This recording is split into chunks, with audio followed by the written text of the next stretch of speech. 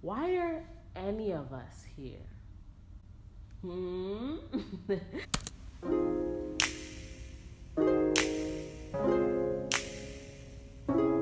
Hey, what's up? Hello, and welcome to Queen Zey's world.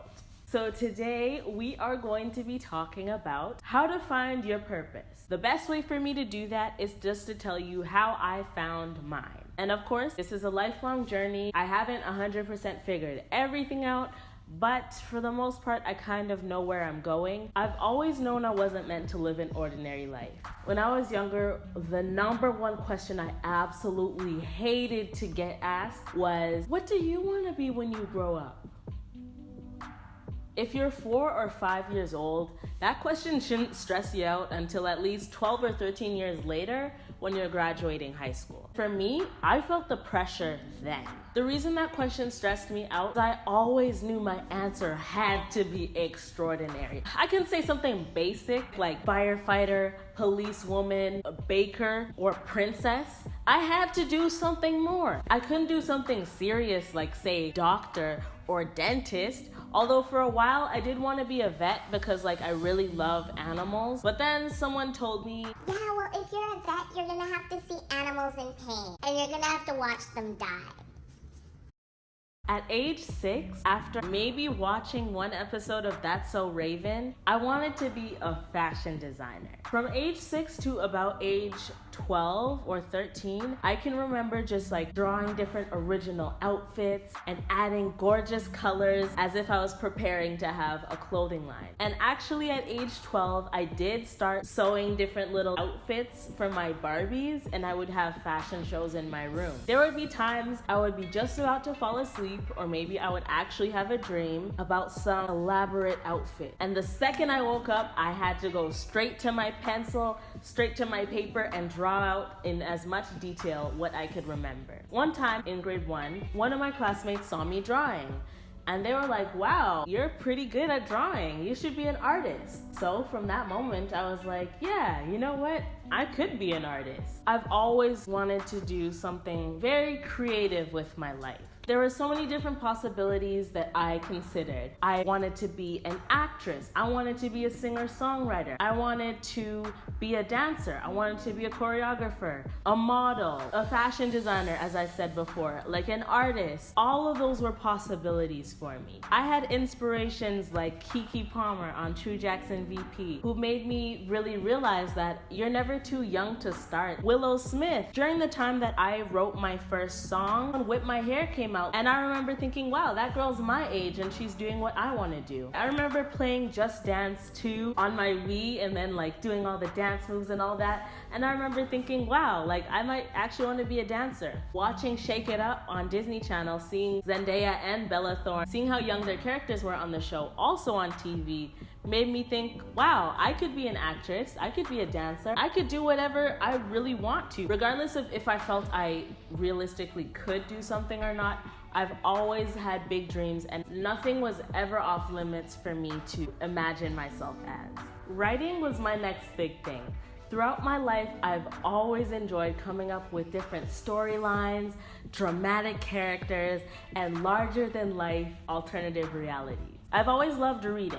Since age 10, I've always wanted to write amazing books just like the ones I had read. It was always my goal to make people think differently through reading my stories. And up to this day, that's still something I want to do. My ultimate goal is to study creative writing at NYU, and currently I'm still working on that dream. Now, you're probably thinking, okay, what does that have to do with me? And I'm getting to that. If I look back on all the different things I wanted to be, I find a common thread. I've always enjoyed entertaining or making other people smile. That has always been something I love to do. Even in the little things like making personal handmade cards for my parents and grandparents, or being helpful in school, or telling jokes to my friends and making them laugh. I've always found it very satisfying to see other people smile because of me. In whatever job I end up doing, that's ultimately what I want to do. In my friend groups, I was always the person that people came to for comfort.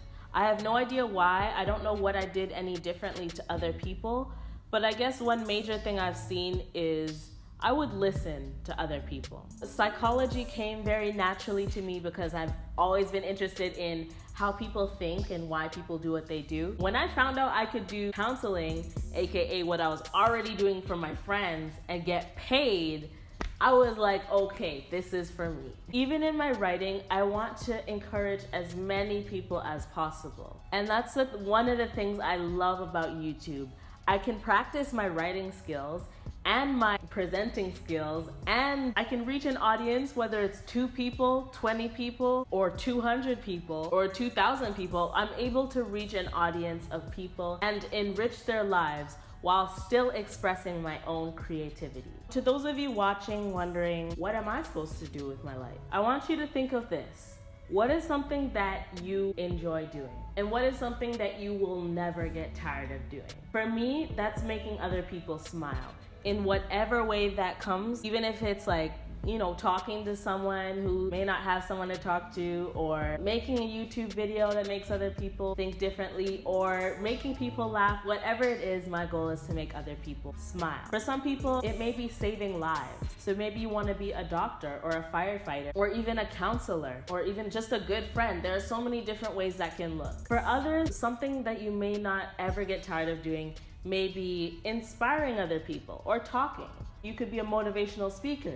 You could be a writer. You could be a teacher. You could be whatever that looks like to you. Or maybe something you could never get tired of is building things for people. Maybe you love building and creating. So maybe you want to be like an architect or a builder. I'm just throwing ideas out there, but definitely engage in some self-reflection and think about for yourself what that looks like. Just find something that you enjoy doing and just think of all the different possibilities. Think about your abilities, things that you're talented at, and just find a way to mesh that all together to create the perfect life for you. And no matter what you choose, as long as you do your best and you enjoy what you're doing, you're gonna be all right.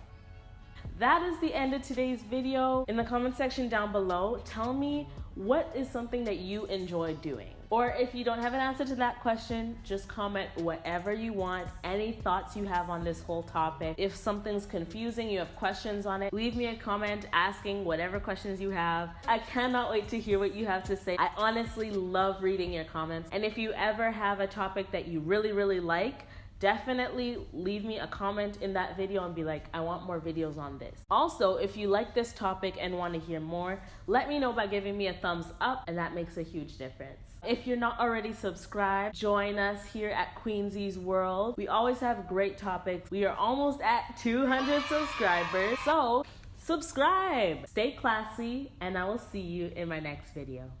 Bye.